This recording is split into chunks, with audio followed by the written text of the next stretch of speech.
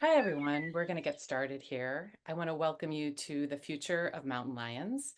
I'm Heather Gately. I'm the Director of Media Relations for the Nature Conservancy in California. And I'm here with my colleagues, Cara Lacey, who's the Director of Wildlife Corridors and Crossings, and Michael Bell, our Director of California Land Protection. Before we begin, a little about the Nature Conservancy. So the mission of the Nature Conservancy is to protect the lands and waters on which all life depends, and we hold fast to that mission. We've been doing this work for over 70 years and across all 50 states and across 79 countries and multiple administrations. So our work continues no matter what. Many of you may already be familiar with the Nature Conservancy, or TNC as we say in shorthand, but just to provide some additional background, we are a science-led organization and we employ over 4,000 multidisciplinary conservation professionals, including over 900 scientists, and we work in a wide array of ecosystems and cultures. We develop and deploy conservation solutions that work for nature and people, and we scale up our successes by leveraging our global reach across the organization.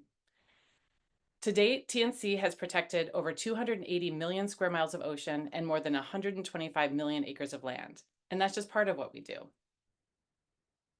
This is our vision for California, a future where nature is abundant and resilient in a rapidly changing world.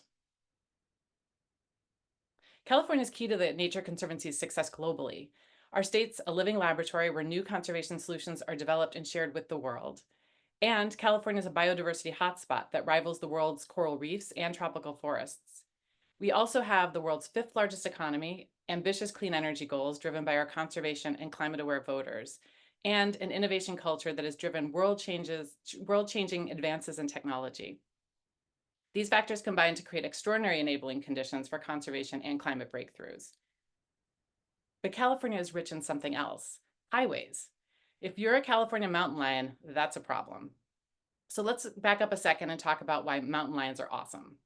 They go by many names: puma, ghost cat, cougar, catamount, and a healthy mountain lion population requires over 2 million acres of connected habitat.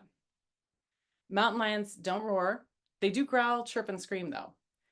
And they're a keystone species, meaning that their presence in the ecosystem makes it possible for other species to thrive. And that includes us. This graphic shows the migration patterns of multiple species that we can expect to see through the West in the coming years. And as you can see, a lot of species will be moving north to find more suitable habitats. But in order to succeed, they'll need one thing: the ability to move to lands that will meet their needs for food and mates as the climate changes. TNC has been protecting land for a long time, long enough to know that you can't protect habitat just by putting a fence around it. So for wildlands to truly support the species that need them, they need to be connected. And TNC is a leader in this kind of whole system conservation. Now, because this is the future of mountain lions, it's my pleasure to introduce Cara Lacey, Director of Wildlife Corridors and Crossings, and Michael Bell, Director of California Land Protection, to take us into the future we can expect if we invest in nature and the future we might see if we don't. Cara?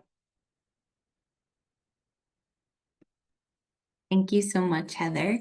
Thank you everyone so much for being here and welcome. So as Heather said, we're going to take you into two different futures. And investing in nature means that we can imagine beautiful things for the future. So now I want you to just imagine that it's 2050 and you're traveling from Santa Barbara to Los Angeles on a high-speed rail. It may not be the high-speed rail that we're talking about now, but it will be a high-speed rail, and you can just sit there and imagine that and just take a moment to think about that for right now. So you're not in a hurry, and you stop off midway at a new ecological reserve you've heard of. And after disembarking, you take a stairwell down to a trail that leads to the beach, following a clean, rushing river that flows through an underpass below the train tracks. It's a large underpass and a sturdy one, muffling the sounds of the train above, and it's filled with native plants, things like sagebrush and sticky monkey flower.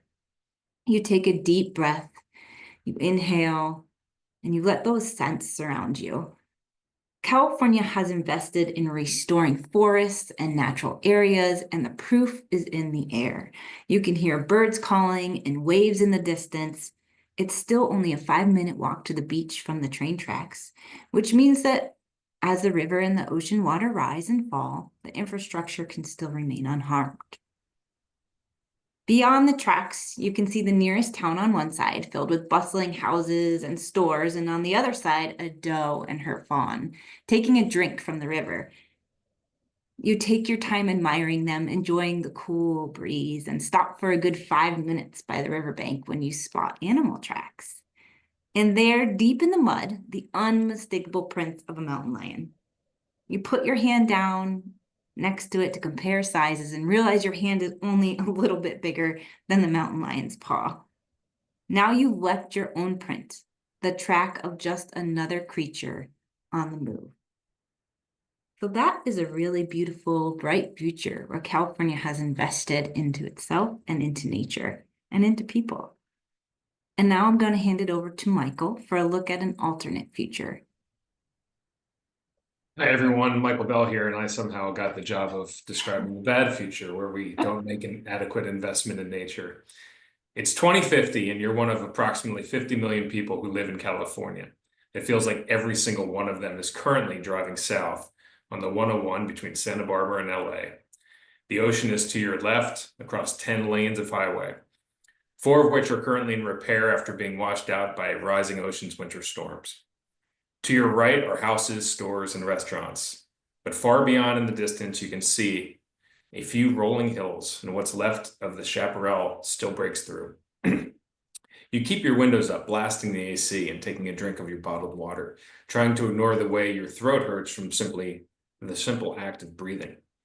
Urban sprawl and more highways have led to increased air pollution and issues with water quality, and each year is hotter than the last.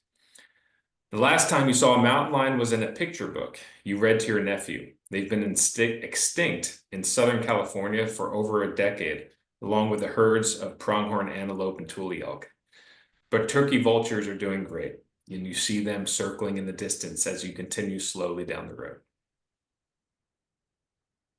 Thank you, Michael, for taking us through that. So what future do we want for ourselves and for nature? Well, again, it's a pleasure to be here, and I want to just dive right into what we'd like to talk about with all of you. So why mountain lions? Well, mountain lions, as you may or may not know, are an apex predator that help to keep ecosystems functioning in a healthy manner. They help maintain healthy deer populations, for example, by preying on weakened or diseased individuals. That in turn makes sure deer and other herbivores aren't eating all the plants that so many other species rely on. So by being at the top, the mountain lions really help to manage the food chain. But mountain lions, as you know, are at risk of inbreeding and disease themselves.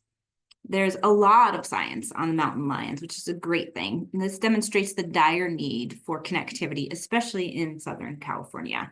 As habitat becomes fragmented or cut off by freeways and other human infrastructure, mountain lion populations can't reach each other to mate and diversify their gene pool.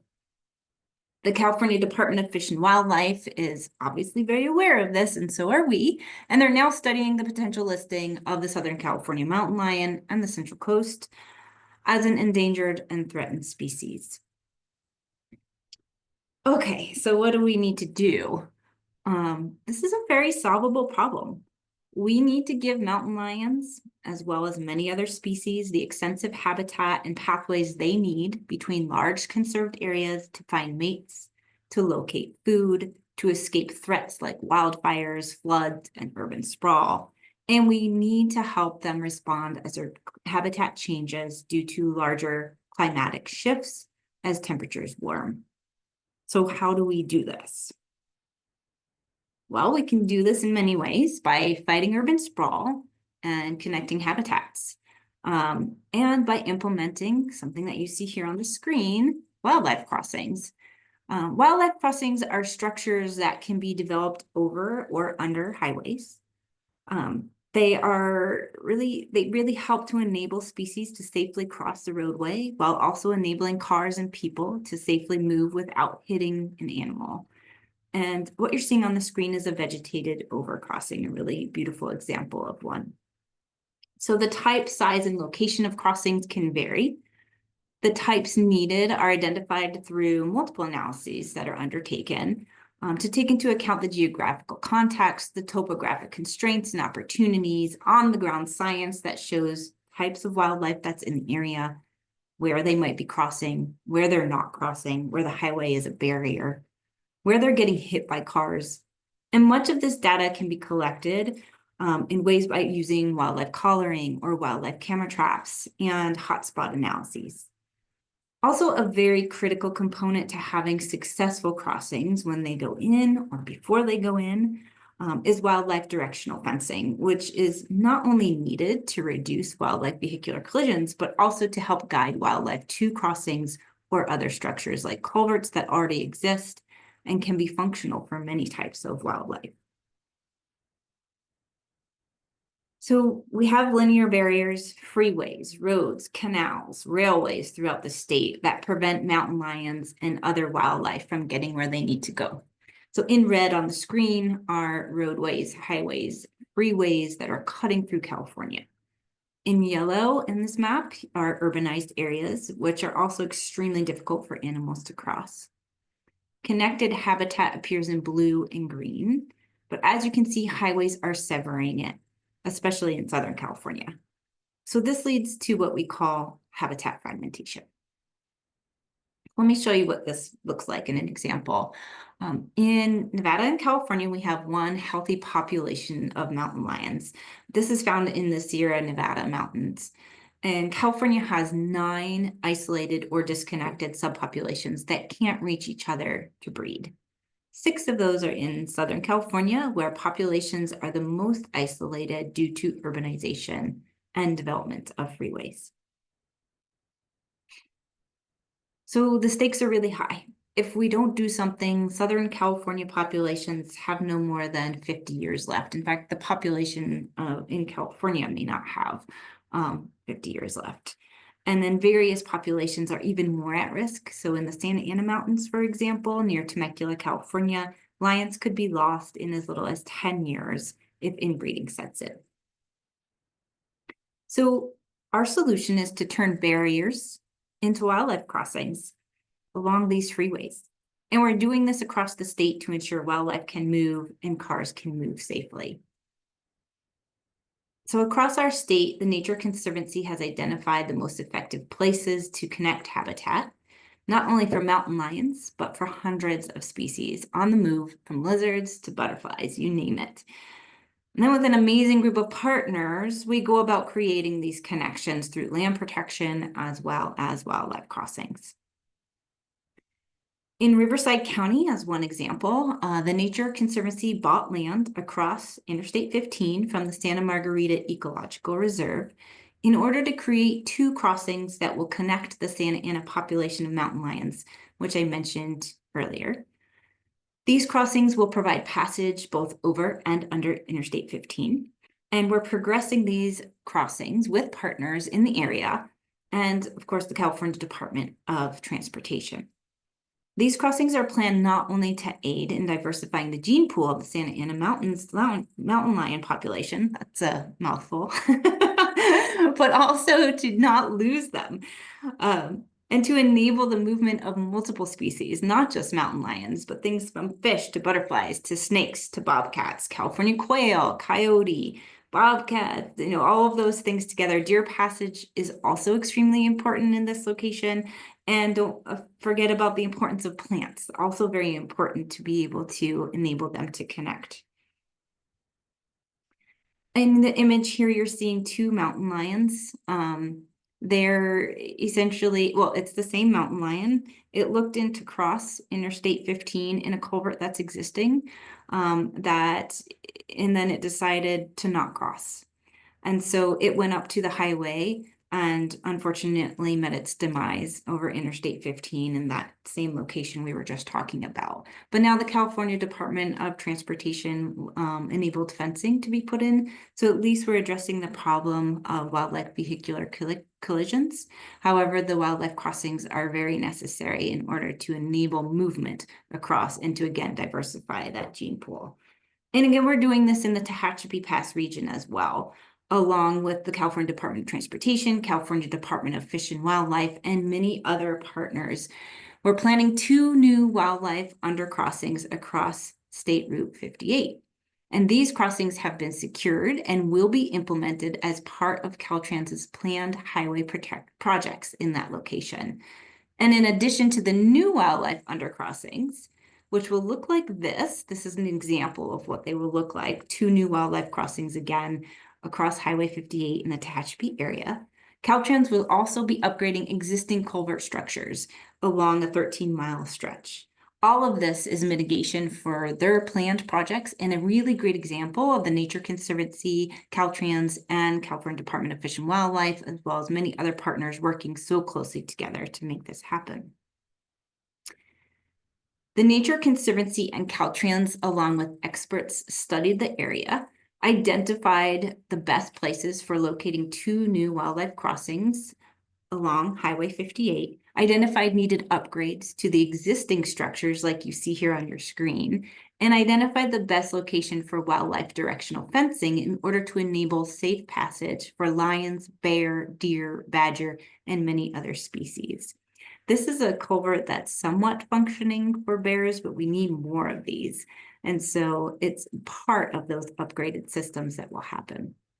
All of this was catalyzed by the Nature Conservancy and Caltrans creating an early relationship in this location, and then was propelled even faster when the Nature Conservancy protected over 80,000 acres and created the Frank and Joan Randall Preserve in the Tehachapi area.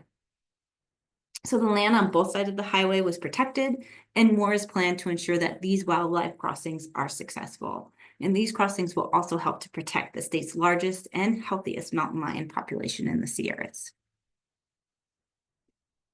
So we can do that by reconnecting that group with the other mountain lion populations to the north, south, and west to make sure that that healthy population continues to thrive and others can move to and from it.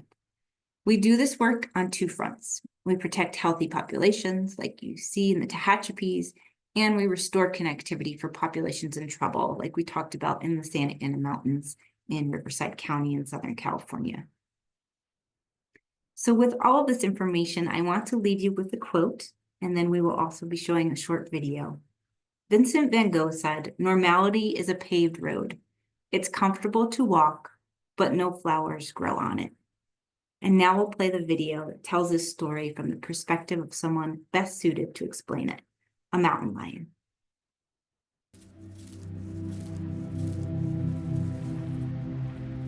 Imagine you're a mountain lion.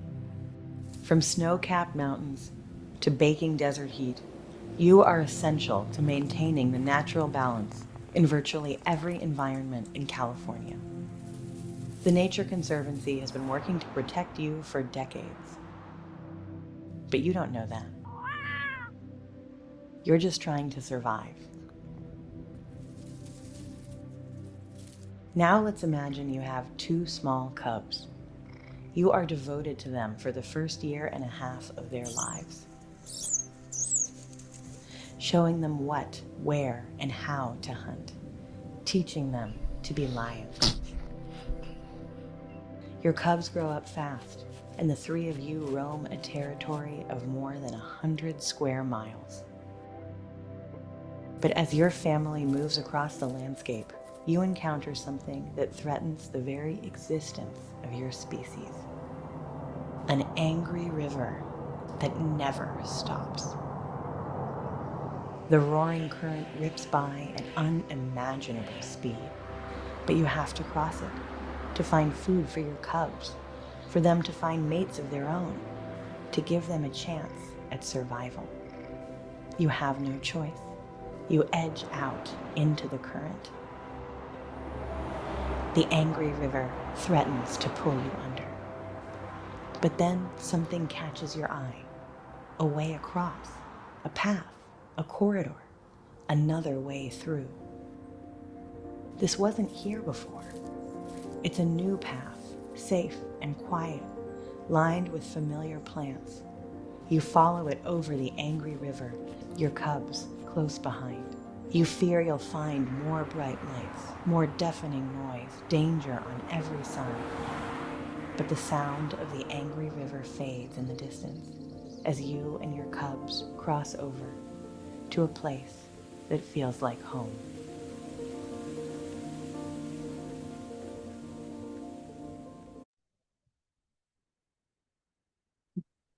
Thank you so much for listening, everyone. Now I have the pleasure of passing the mic to Michael Bell, Director of California Land Protection, to speak on the brass tacks of how we get land protection done. Over to you, Michael. Thank you, Cara. First, we'd like to address what we mean when we say protection. Protection's just a word we use to capture our work in using transactions to directly protect nature and important natural resources. So let's start here by returning to a slide we showed earlier in this presentation. When a person sets out to buy a house per se, they're looking for a lot of the same creature comforts mountain lions need. We look for a welcoming neighborhood, so do mountain lions. But for them, it means open space that spans hundreds of miles so they can find mates with similarly wide ranges.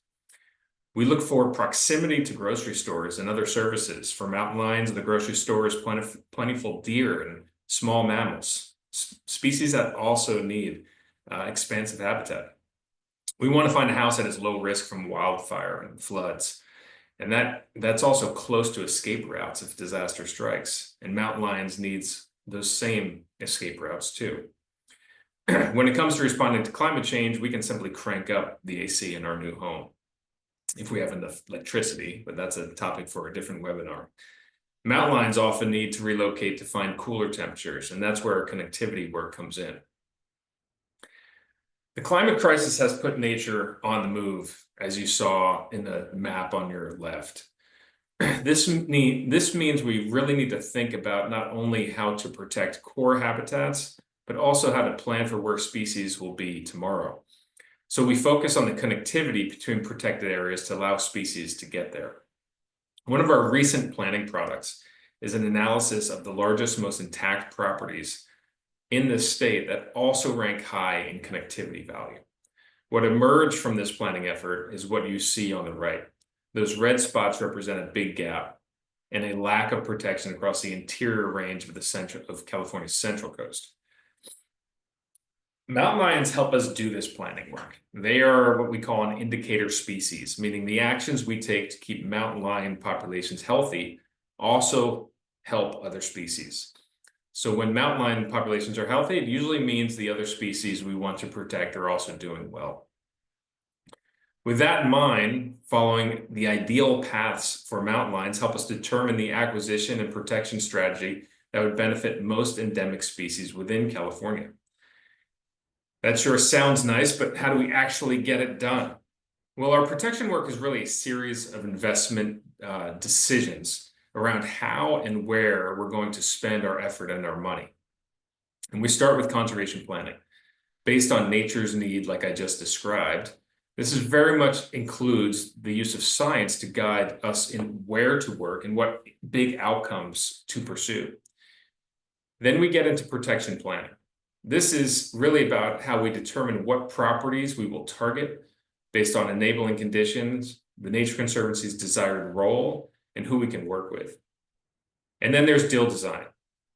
This is how we structure transaction to maximize the conservation outcome based on market factors with the most efficient use of resources. As I described, our conservation planning identified the work needed along this region we call the San Andreas Corridor.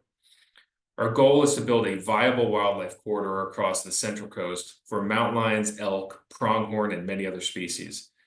This is an enormous swath of land that includes some of our state's most biodiverse habitat types, from grasslands to oak woodlands. While we're working in many places across the state, the corridor really represents our largest and most ambitious transactional goal. The red patches represent land we've already protected here.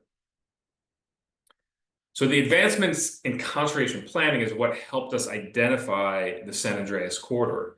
We now need an engagement strategy for how we work in this place, and so enter protection planning. To get started there, we look at a very wide range of data, starting with the fact that the whole area of interest is 3 million acres, an area the size of the Southern Sierras, and ranges over 9 counties. And that's pretty massive. When I first looked at that number, my first question was, how many deals will this be and what will it cost? To help us answer that, we've mapped 315 target properties representing over 2 million acres across the corridor. And here they are organized by size. We can't and don't need to buy them all. One of the most promising attributes of this corridor from a conservation perspective is that 1.6 million acres sits within very large properties that are over 5,000 acres and some quite larger than that. And that makes our transactional effort much more efficient. Our goal is to connect a transformative amount of habitat with as few deals as possible. So how do we design a plan for that? To give you a sense of the possible scale of this effort, we can consider 2 potential outcomes. First, a minimum corridor outcome. Just enough connected habitat here to help species get by, a narrow path, if you will.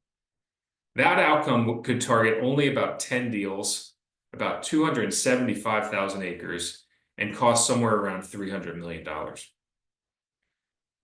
On the other hand, there's the maximum corridor outcome.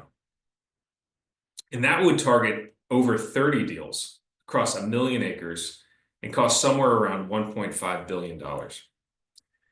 But much more habitat and area for wildlife and for wildlife movement and habitat would be protected in this maximum corridor. So this is just to illustrate the bookends of the potential outcomes depending on the investment size we make. But regardless of target size, we can't do this alone. We need partners to help us leverage our investment here. And across the San Andreas corridor, there are land trusts, there are state and federal agencies, and all of these groups can help us. Buying land, holding land, and restoring land, it takes time and money. The Nature Conservancy is adept at all 3, but we can't do all 3 everywhere we want as fast as we need to, so we need help. We're working to set up the whole corridor landscape with as many motivated partners as possible. That will leave us with a maximum conservation capacity to advance the goal of achieving the building out of the San Andreas Wildlife Corridor. But once we protect a place in this corridor, there's still work to do. A great example of that is the efforts underway at the Las Piletas Ranch, which we acquired just a few years ago.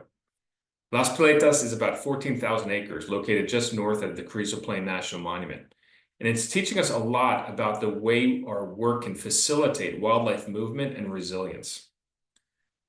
Wildlife needs more than just connected properties. We also need to optimize the animal's ability to move, find water, food, and mates. One impediment to that movement is ubiquitous across agricultural land, and that's fencing. On Las Piletas Ranch, we're testing technology that could usher in a future without fences. You can see in the photo these cows are wearing GPS-enabled collars that create an invisible fence using audio signals to let the cows know when they ventured too far. These cows were trained to abide by these signals in only 7 days. What's also exciting about this technology is the price point, which is getting affordable enough to actually compete with the cost of erecting and maintaining the miles and miles of fence line a typical ranch operation has. This is becoming an exciting collaboration between ranchers and the Nature Conservancy, where we're truly uncovering a scalable win-win approach for both wildlife and ranching economics.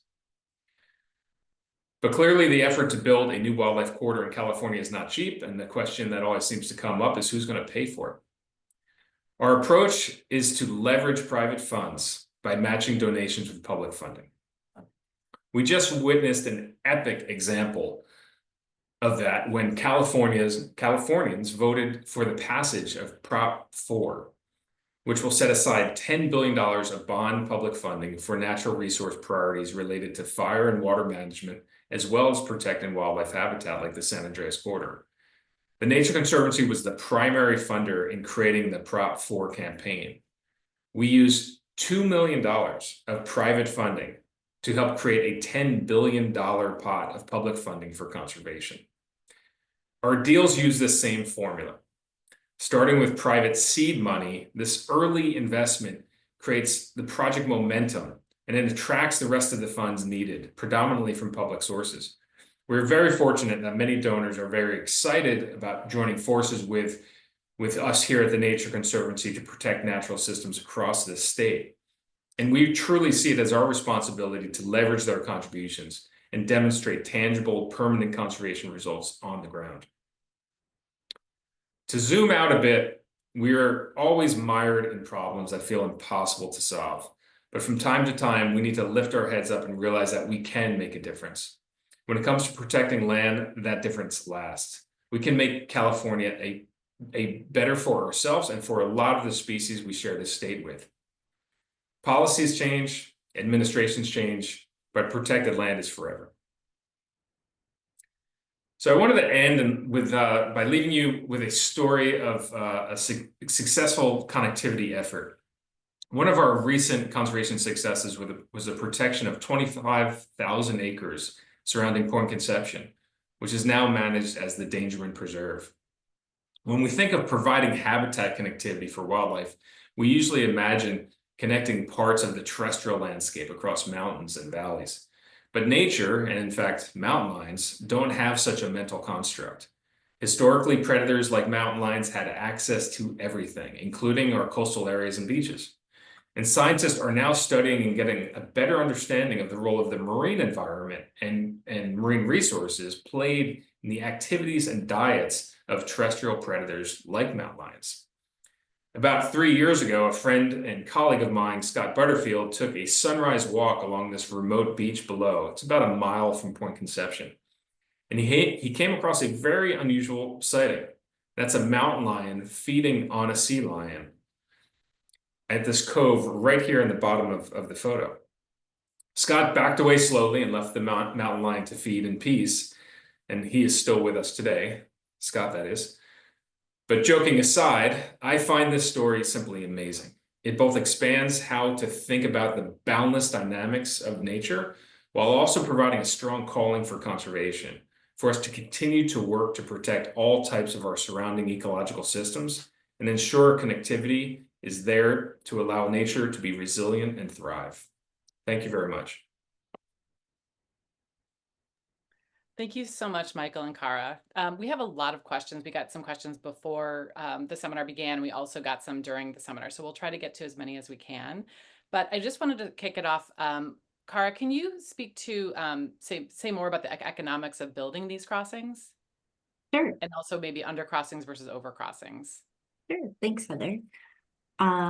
Yeah, and thank you, Michael, for that awesome story at the end. It's great.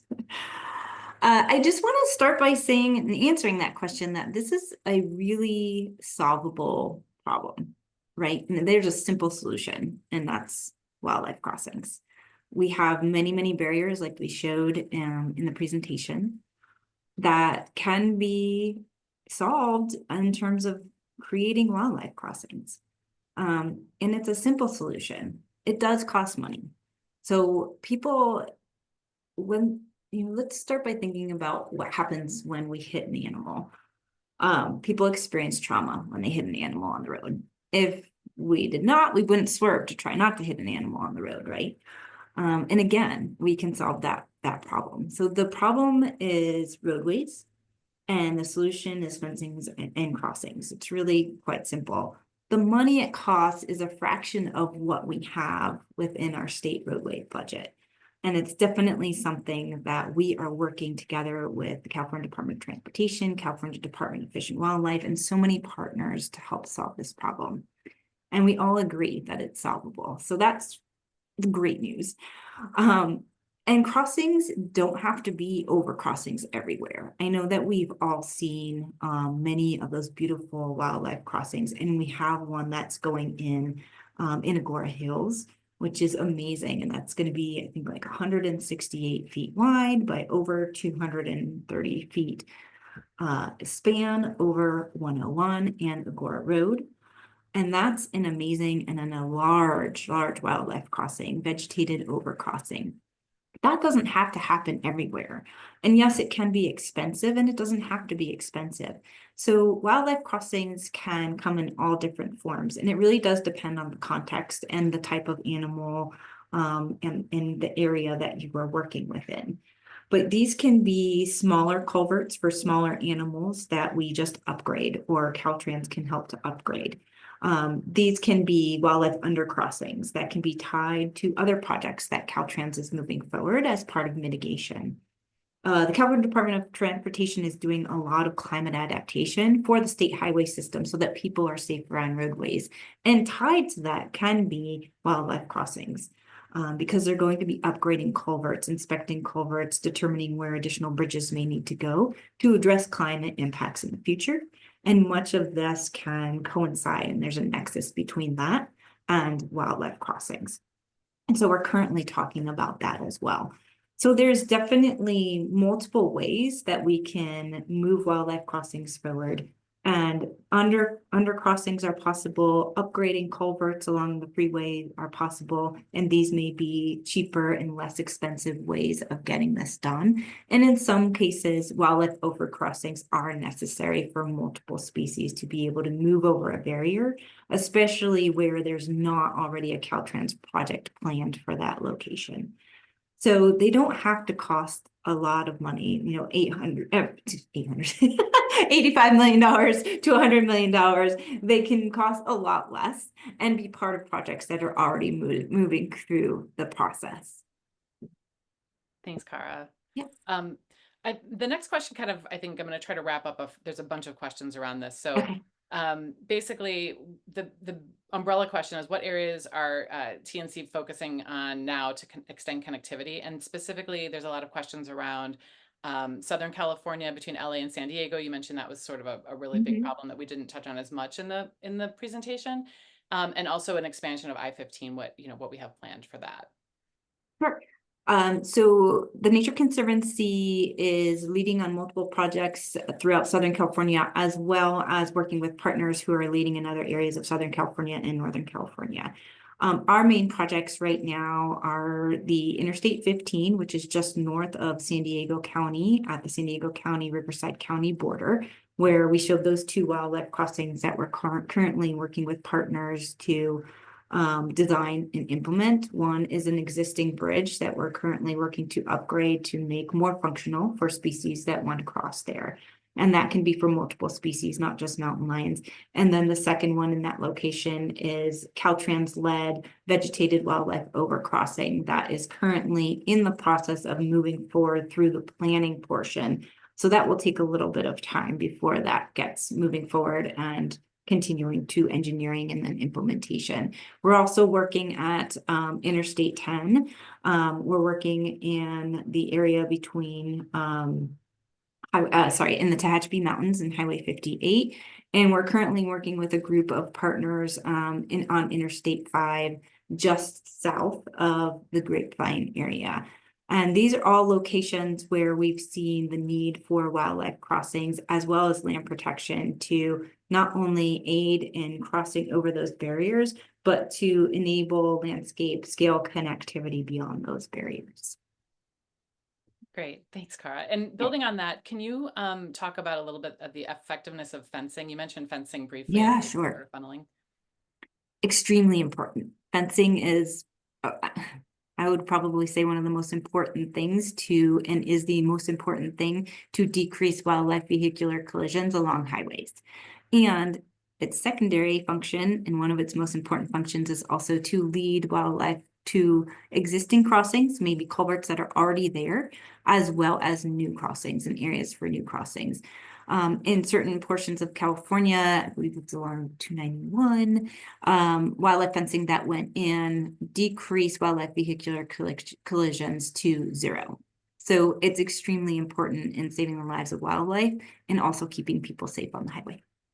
Great, thanks, Cara. Yeah. And then in terms of once we move them across, when we get to the San Andreas corridor, how long does it, I think this is more to Michael, how long does it look like it will take to complete, to really sort of connect up that corridor or reconnect that corridor? Yeah, so it's pretty massive and epic conservation endeavor for sure. I mean, we're talking about hopefully achieving a area of like a protected matrix of habitats that looks something like the protection outcome of the Southern Sierras with all of the national parks and forest land and etc. Um, this will look a little bit different. We're probably likely to use some outright acquisitions to expand public areas, some conservation easements to protect ranches, but to keep them in private hands, um, as well as Nature Conservancy, new preserves run and managed by the Nature Conservancy. So we'll have the whole gamut and all of the tools of the toolbox available. But and this is an effort that's likely to take 7 to 10 years if we can get to a high pace of deals, and that's based on the pace of deals which we've done in the last few years there. But partners are excited about the project, and we think that pace is possible. Awesome. So another question that's coming up in a couple of different formats is, will developing these crossings bring humans and mountain lions in closer proximities? So for example, will I see a lion in my backyard? Do I have to worry about that? So it's a great question. Lots of people ask that question, and much of it depends on where you live first. But if we continue, like, I like to answer this in the way that like really makes sense for science, and it's if we continue to maintain connected pathways and we can address highway barriers, mountain lions can continue to move, and they can move safely. They don't want to end up in your backyard. They don't want to end up in wildlife vehicular collisions. So the more that we have safe passageways for lions and multiple species to move, the more likely they can continue to move and would not end up in your backyard. So by giving species room to move, we reduce the likelihood of those human-animal conflicts. Another question, it's not a mountain lion question, so hopefully I know I didn't, so hopefully you know the answer. One of the questions was around visiting the Randall Preserve, and there were statistics given on bear kills on the freeway that bisects that preserve that were shared. I think you talked a little bit about sort of that region around Highway 58, but could you share an update on that data? How often are bears being impacted as well? I don't have the answer to the specific amount of bears. I'd have to look back through our data. During the years where we were in a significant drought, multiple bears were hit on Highway 58. I don't have the number off the top of my head, but it was becoming a huge problem because bears were trying to move to find food and to find water. And that's a big animal getting hit on Highway 58, and there are a lot of trucks that move through that passageway. So I can respond and get that number, and we can also hook up with our TNC scientists, Trish Smith, as well as Zach Principe, who work in the Randall area, and get that information in the data to the person who answered the question. But I don't have the specific number. It is extremely important. Bears do move through that area a lot. They have the ability to use, there's one, like I showed that image of the culvert that they are using to move through, and they'll squeeze their big bodies through it. But if we have a better system of larger culverts or larger bridges under Highway 58, it'll be more likely that they can move through to find food and water in an easier way. Excellent. One question that also came up is, do we know why the mountain lion that started to use the culvert turned around? Was it a smell or a sound, or are there ways to induce animals to use these under and overpasses, and which are more effective?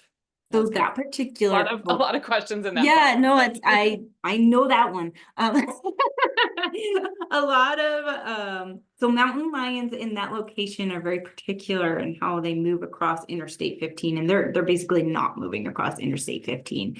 Those culverts that are located under the interstate are very long. I think they're over 235 feet long to get under Interstate 15, and that particular culvert kinks, so you cannot see to the other side.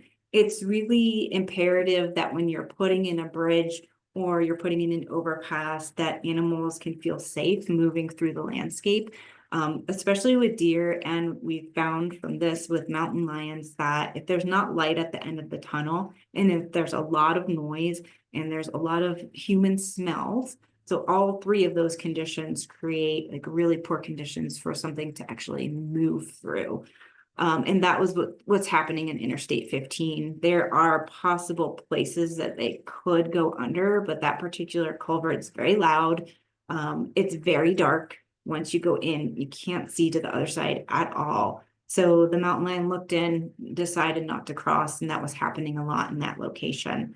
Luckily, that's exactly where on the other side we've purchased the property, which is about 75 acres across from the Santa Margarita Ecological Reserve, to enable a wildlife overcrossing, because we've been seeing so many lions not wanting to use those crossings or those culvert structures that are in place. Great, thank you. That was really helpful. And I think in addition sort of to this is the what kind of fencing will herd a mountain lion? Is there a particular design of fencing that helps herd them through? Oh, herd. I thought you said Herd. hurt. So there, yes, new fencing went in along Interstate 15 that Caltrans was able to tie to a project. So they really led the way in getting fencing in there. It preferably the type of fencing is, I think, about 14 feet high with outriggers at the top, because mountain lions can jump. So you really want a very high fence that's going to not allow them to jump over that, because that would just cause the same problem of them getting onto the highway. So unfortunately, it's extremely expensive to create that type of fencing, and it's about $1 million a mile. So we're working on like, how do we address that cost as well? But it really does help reduce deaths on the highway.